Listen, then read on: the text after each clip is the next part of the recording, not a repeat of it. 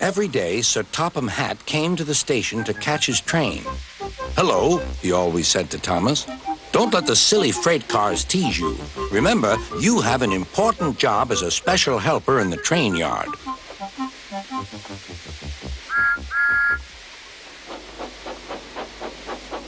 There were lots of freight cars, and Thomas worked very hard pushing and pulling them into place. There was also a small coach and two strange things his driver called cranes. "That's the breakdown train," he told Thomas. "The cranes are for lifting heavy things like engines and coaches and freight cars."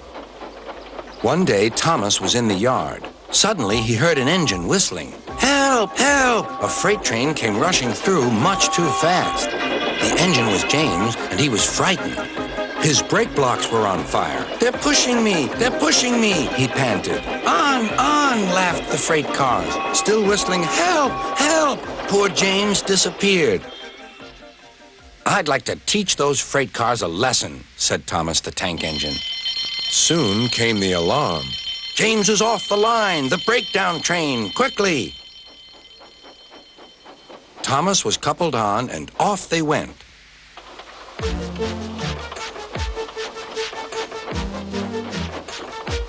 Thomas worked his hardest. "Hurry, hurry, hurry," he puffed. He wasn't pretending to be like Gordon. He really meant it. "Bother those freight cars and their tricks. I hope poor James isn't hurt."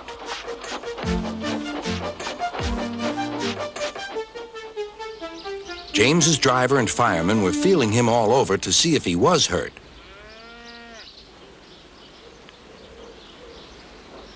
"Never mind, James," they said. "It was those silly freight cars and your old wooden brakes that caused the accident." Thomas pushed the breakdown train alongside. Then he pulled away the unhurt freight cars. "Oh dear, oh dear," they groaned. "Serves you right, serves you right," puffed Thomas. He was hard at work, puffing backwards and forwards all afternoon. "This'll teach you a lesson, this'll teach you a lesson," he told the freight cars. And they answered, "Yes, it will, yes, it will." They left the broken cars. Then, with two cranes, they put James back on the rails.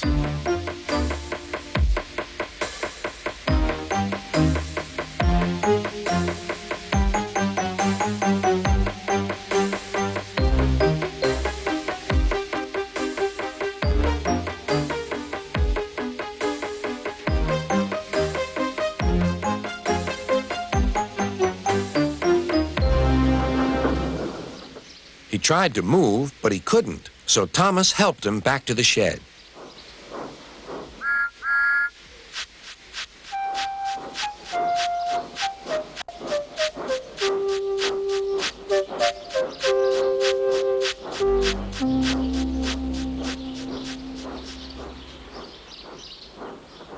Sir Topham Hatt was waiting anxiously for them. "Well, Thomas," he said, "I've heard all about it, and I'm very pleased with you. You're a really useful engine.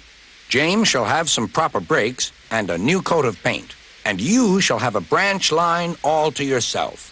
"Oh, thank you, sir," said Thomas. Now Thomas is as happy as can be. He has a branch line and two coaches called Annie and Clarabelle. He puffs proudly backwards and forwards with them all day.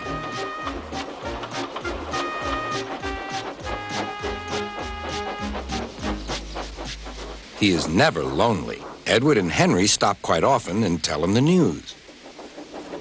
Gordon is always in a hurry, but never forgets to say, "Boop, boop," and Thomas always whistles, "Beep, beep," in return.